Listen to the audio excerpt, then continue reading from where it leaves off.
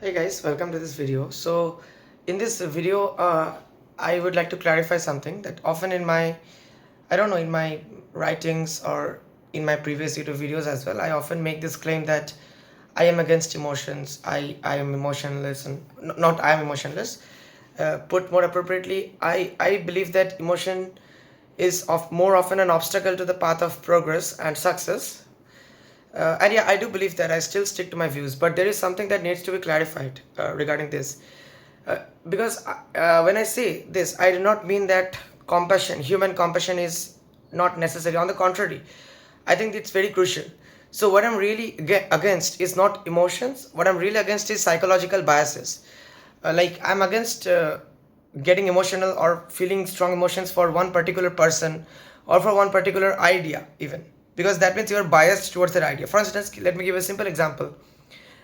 What is the very it's a very, I don't know what to call it. It's a very one of the most grave dangers of following an ideal, an idea, a belief, a philosophy, whatever it is, no matter however logical you may find it, no matter however widely accepted or however great it is, it appears to be.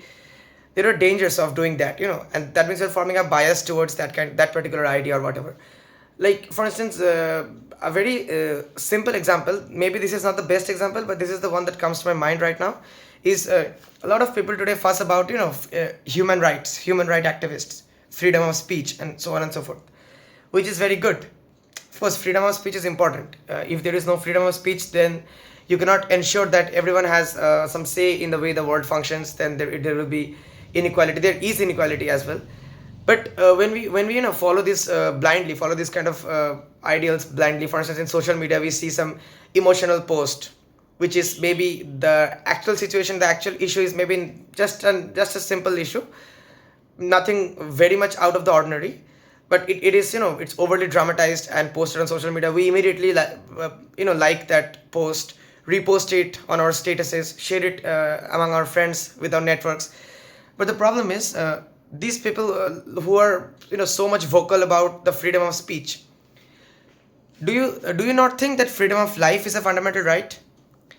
And I know that there is nothing we can do about it, but there are a lot of people who do not who don't have enough to eat, who don't have enough food to eat. And it's not possible for individual, or even if all of us try it's very unlikely that we can address this issue once and for all, and we can just remove poverty once and for all. We can ensure that everyone has enough food to eat. That's not possible. I understand that from a practical point of view, it's we cannot do anything significant. I understand that. But ask yourselves, do you really even think about this? Do you deeply care for those people? You can at least think about their plight. You can at least, even if you cannot do anything, you should be, if you really care so much about freedom of speech, you should care more. Logically, you should care more about freedom of life, but we don't care. Like, see, what is freedom? We often say that freedom means, what is freedom to most people, to many people, means financial freedom. I have the freedom to order food from a five-star restaurant. That means I am free. I don't feel like eating the ordinary food today, so I can just open a food delivery app and order food from a very good restaurant. I have the money to do that. I can access the services. That means I'm free. That is freedom. I have the freedom to do this. I have the freedom to do that. So essentially, this is called financial freedom. But is this really what freedom means? No, because although you have the money to order food from a very order very expensive food, there are a lot of people who don't have even enough food to eat, even the basic food to eat. Okay, so essentially what real freedom means is that everyone, all the people, everyone has enough to eat, enough, I mean, the basic needs are satisfied. Freedom of speech, these are all, freedom to education, these are all very important. Of course, freedom to education is extremely important. Freedom of speech is also important, but I don't think this can be more important than the freedom of life. Those people, they do not have a freedom to life. They don't have enough to eat. So it's very much, like the wealth gap, the distribution of wealth, it's very much unequal. And yeah, I'm not blaming the system, or I don't want to, because see, this is at some point, after a point, I think it's inevitable. Whenever a civilization, a very advanced, intelligent civilization like us, we are evolving as a whole. Of course, it's only possible in theory that everything is equal. There is this idealistic utopian world where there is no inequality. Everyone has enough to eat, enough. Everyone has a roof above their head, everyone has shelter. That's not possible in practice due to a lot of reasons, some of them scientific reasons. It's not, you cannot just blame the government or blame the humankind. That's, I know that it feels very satisfying to just criticize the government, but think about it. If you were the government and if you were dealing with these complex situations, so many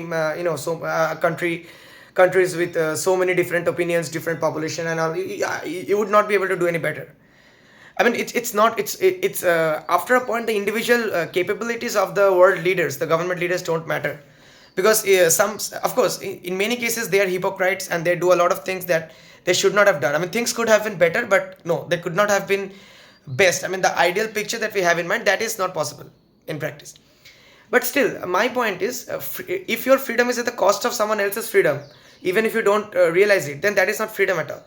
Your freedom to order food from an expensive restaurant is at the cost of someone's life. They don't have enough to eat. They don't live alone their family. They don't have enough to feed themselves. So your freedom is at the cost of those people's freedom, right? We don't realize this.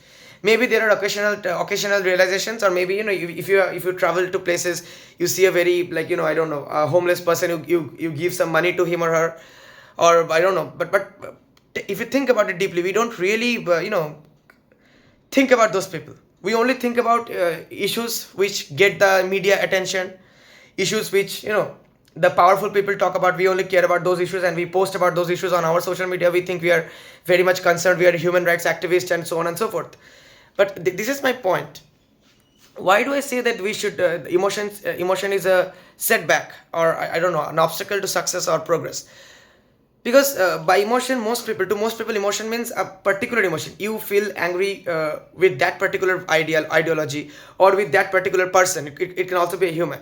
You feel jealous of him or her, you love him or her, you hate him or her. So these kind of emotions I'm talking about, that's a biased kind of emotions. Now I do not feel, I have progressed a lot on towards reducing these emotions means, I should say, dampening these emotions. Or like, it's not like let me be very honest with you. It's not like I don't get angry at some people, I don't feel hatred towards some people.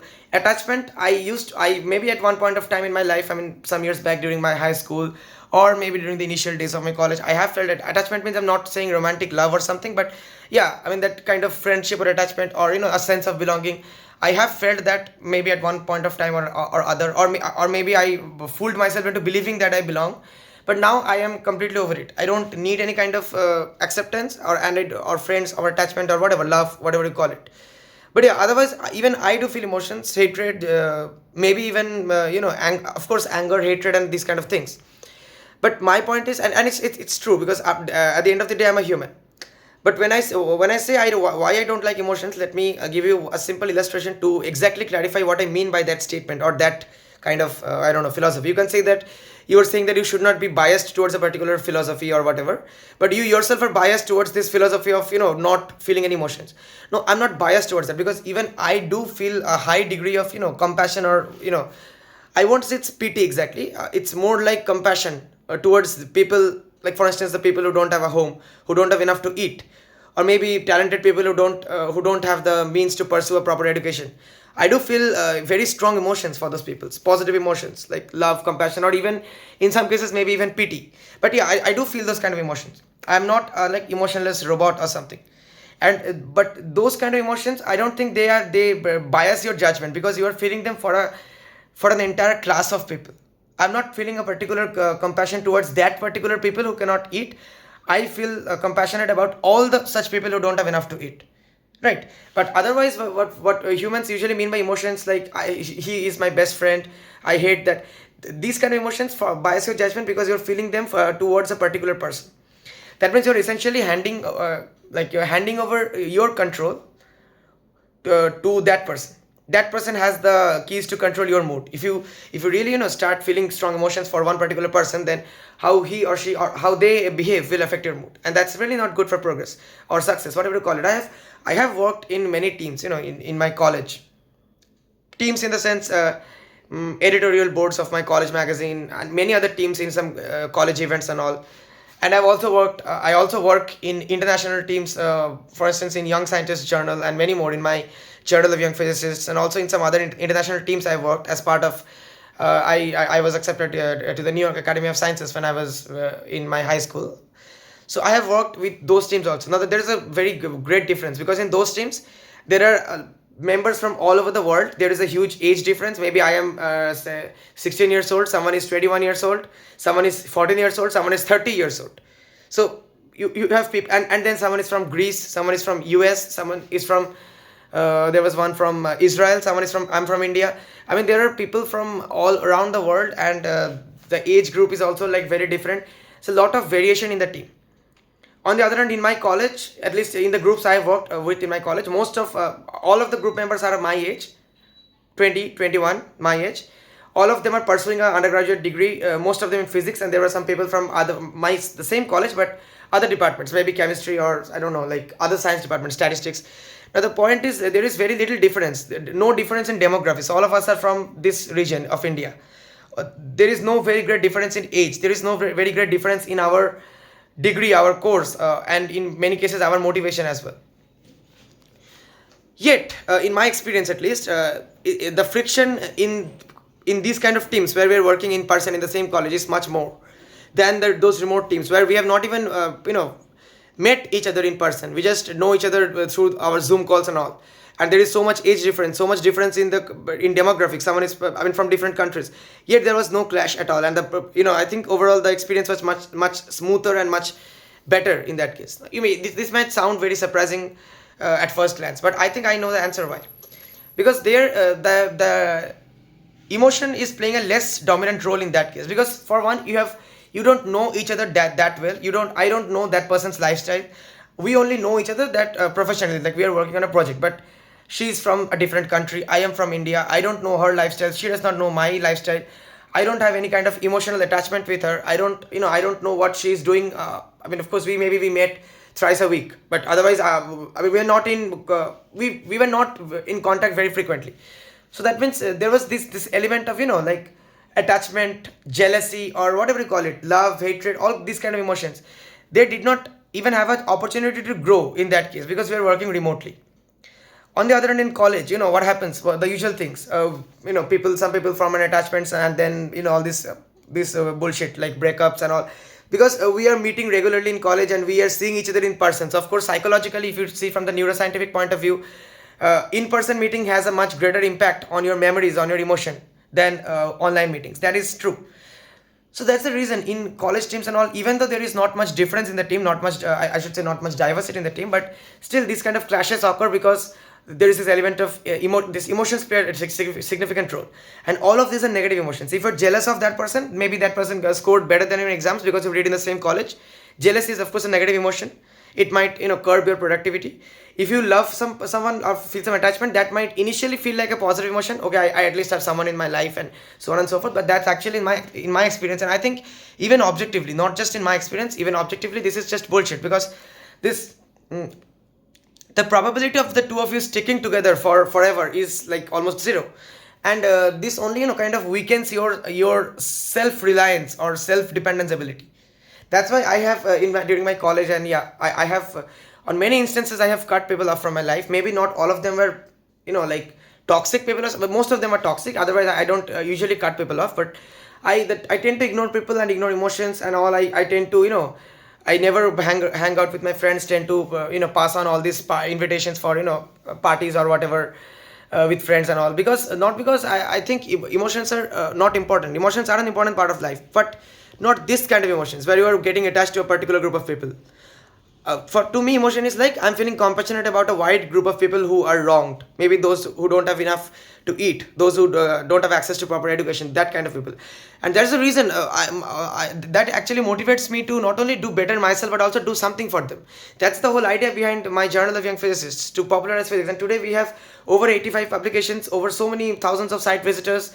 We have over a team of over 30 people from all around the world, and we get submissions, very novel project ideas from like little third world countries as well, Africa and many countries. And the students say that we don't have any like journals or platforms that would accept our project, our ideas, but at least you were accepting the JYP, the Journal of Living Physics, you were accepting them, you were reviewing our articles, and in many cases, if it's okay, you were giving us feedback, publishing the articles. They're getting an international exposure. Maybe the JYP is not as famous as popular science journals, but at its level, it has grown in popularity, I should say, the last 5 years. I mean, I founded it in 2020. It will be 5 years in July, like in 2 months time, in 1 month's time actually, 1st July, whatever. Anyway, so that's the point of JYP, and this is that is my aim. I want to popularize physics because I love the subject, and I love this entire class of people who are denied a proper education. I don't have any particular attachment to one particular person, because that can never motivate you to do something like this. That can only mean you, maybe, I don't know, you hang around with that person, you click some pictures together, or best you, I mean, at max you marry that person and add some extra burden to your life. But that's my point. So in this video, that was the point of this video. I just wanted to clarify that when I say emotions are not important, I don't really mean that you should shut all emotions and just turn into a robot and just work on. That's not possible practically, since I am a human. All of us are humans. But I think it's a good idea to train yourself. To learn to say no to people and train yourself to, like, not get attached to any particular group of people, no matter how good they appear to be. I mean, they may be good. I mean, of course, not everyone is bad. But my logic is, in today's world, out of 10 people, 9 people will directly or indirectly will be an obstacle to your progress. So, to stay away from those 9 people, it's better to follow the philosophy that, like, it's better to ignore that one good person as well. That's my philosophy anyway. Because for that one good person, you cannot afford let those 9 people in your life. So that's why my philosophy is, don't trust anybody, instead of trust everybody and then see if anything happens. No, that's not my philosophy. My philosophy is don't. Some people call it paranoia or something, but yeah, it's not that. I mean, I'm not like, I'm not dependent on anyone else. That's my main point. I'm not dependent financially or even emotionally. I'm not dependent on anyone else. Many other people are actually dependent on me, not financially, of course, but maybe because I don't know, I do some help, I academic help or whatever. That's not really a dependence. I don't help them with that mindset. I help them because I really want to help them, but I help them academically. That's all. Nothing more. That's my point. Because the moment I get biased towards a person, I think I will be kind of doing an injustice to my ultimate goal in life. That's to pursue physics, because physics is, at its purest form, at its raw form, physics is not just equations and internships and a PhD and all. Physics has a way of asserting the coherence of the world. Physics has a way of ensuring that, physics has a way that you feel comfortable with the continuity of your experiences, of your observations, of your theories. And it's kind of like it's almost like a thing you revere. It's not just a subject you study to just because you're curious about it, and so that you can get a job as a professor or as a researcher, and then you can make a living. No, that's, at least I don't see physics like that. To me, physics is something I worship. You can almost call it a religion, though I would prefer not to use the term religion. It's something I revere, because I don't study physics because I'm curious about the universe. I study physics because if I don't find out the answers to these questions, or at least if I don't try to find out the answers, then there is no other way I can live. So to me, it's not just a mere curiosity. It's an absolute necessity for my life, for me to function in life properly. And of course, there are some downsides of this kind of philosophy as well. You can say you are biased towards physics. Yes, I am. In this case, maybe this is a bias because I'm very much biased, and whatever you call it. But I think it's still better to be biased towards physics, which is an objective subject, objective area of research or area of study, than to get biased towards a human, which is subjective. Because humans, you cannot control the other humans. His or their life is their plans. To put it in simple words, they can betray you or they can harm you, but physics cannot harm me. Physics is not subjective. Physics is objective. So in that sense, I think even if I am biased towards physics, I think that's a what do you say? That's a good biasness. So yeah, that's what I wanted to discuss in this video. Feeling compassionate for a cause, for a good cause. These kind of emotions, which are not towards a particular, I should say, distributed emotions, decentralized emotions, not emotion towards any particular idea or any particular person. That is very important. That's what I wanted to clarify. I don't mean that all emotions should be cut off. But yeah, overall, personally, the more at least this is my philosophy. I'm not, see, some people, at the end of the day, humans are social creatures. So humans need companions to survive. most humans need companion to survive, and most human, like, even if I'm honest, when I was young in my high school or so, even I wanted, like, I also like felt sad. I won't say sad, but I felt kind of down when I saw that everyone has friends, but I am somehow left out. And I also wanted friends, but I changed because I had to change. I was forced to change by society, because somehow nobody, like, what to say, nobody, no, my thought processes, and didn't lock with, didn't match with anyone. So even if it was so, I find it difficult to have any long standing friendships and all. I mean, in college, some people think that I am like way above their league, and that's why they're afraid talking to me. I mean, I don't know if this is actually true. That's what they say, but I think the reality is they don't want to associate with me, because yeah, I mean, I am kind of boring. Most of the time, I talk about physics and physics and physics and physics and all this serious stuff. If they ask me to, like, okay, can we hang around today, or can we go to some restaurant and have a pizza, I will always say no. And that's why I'm not a, like, to this kind of people, that's the majority actually, I'm a very boring person to hang around with. Okay, so that's the reason actually. And but see, this doing what I do, talking about physics and all, and I do get the support of some people, very few, but the number is not zero, thankfully. And most importantly, I get the support from myself, because I have learned to, love myself, and what we call self motivation. So that's also very important. So that's why at this point I don't, like, I proudly stand apart. I don't even try to fit in the crowd, and at this point I have, like, I don't feel any need to have friends or and all this kind of stuff.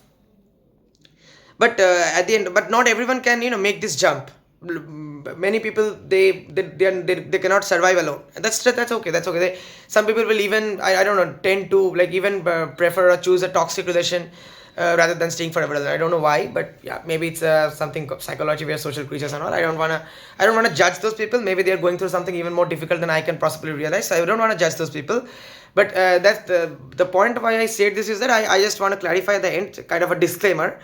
I don't put whatever I said. I don't put this forward as a general claim. I'm not asking you to follow this.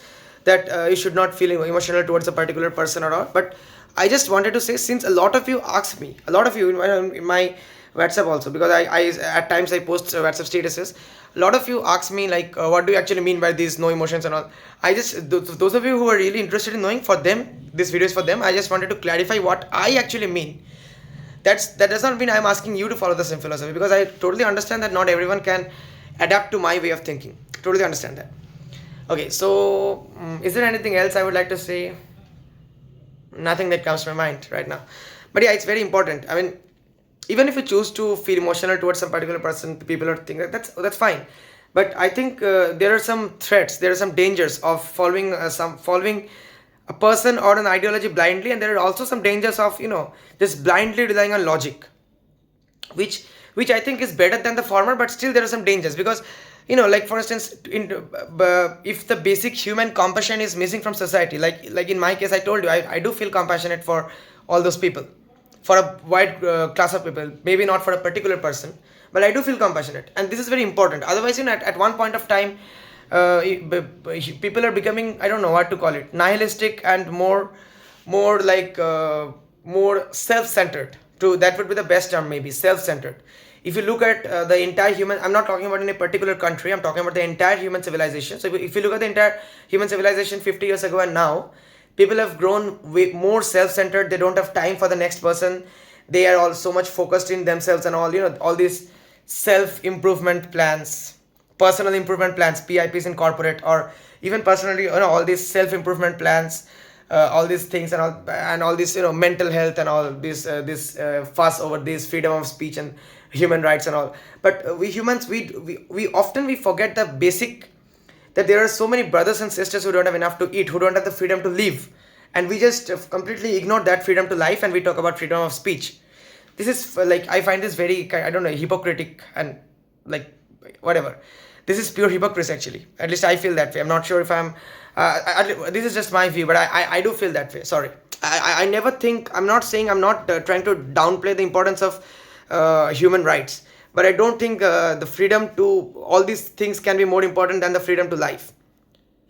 Now you can argue that we cannot do any, individually I cannot ensure that everyone has enough food to eat, but we don't even talk about it. I at least I don't see this being discussed genuinely discuss that often as the other issues, other so-called, like today's generation, we are not only self-centered, we also have this habit of escaping from the real problems and creating big issues out of like big sensational social media stories and issues out of like small incidents.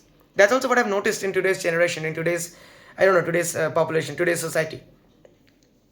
And the problem with this is that, which what I foresee in the maybe near or far future, but definitely in the future at some point of time, people will become so much dependent on technology, logic, and people will become so much self-centered that even if a person kills another person, they will maybe give some logic. Okay, so this is under that clause of that constitution, under this human rights, under that I was actually justified in doing this.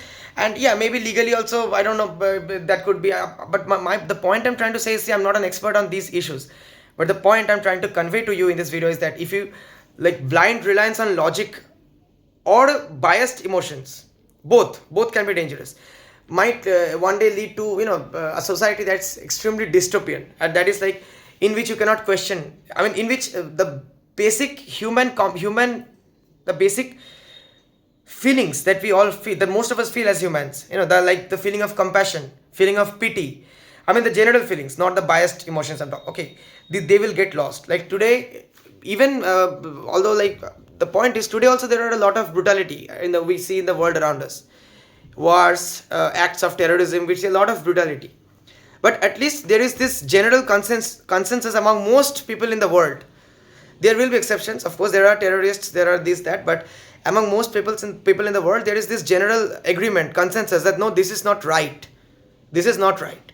And even if some people, you know, like they, due to, I don't know, due to some unscrupulous purposes, they try to downplay these incidents, or try to say something else on social media or on news channels, media channels. But deep inside, even they know that this is not right.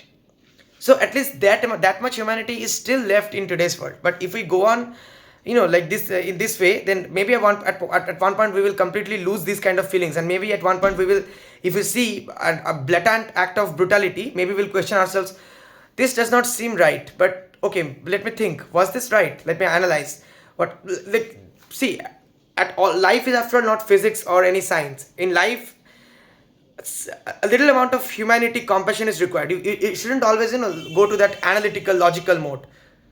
If there is a outright act of brutality, then that is outright wrong. That is from speaking from a humanitarian point of view, that is unacceptable. But the way society is progressing, maybe after 100 years people will question, if they see some such incident today, what will happen. At least most of the people will run forward to try to save the person, or try to at least, you know, make sure that the criminal comes to justice. But maybe after 100 years people will be like, okay, let's actually analyze, let me ask my artificial, let me ask my AI, okay, AI, so this happened, now was this true, or for this specific situation, can this be pardoned, can this be accepted, that kind of mindset. So that is the danger I foresee when we overly rely on like this kind of thing. So yeah, in the end, I think compassion is very much important. And when I say emotions is a setback to success, that's not what I mean. I mean, don't form any biased emotions towards any particular idea, any particular belief, any particular philosophy, or any particular person. But I don't mean like just turn into a robot. Yes, that's what I wanted to say in this video. It's anyway already 27 minutes, so I think I'll stop here. Thank you.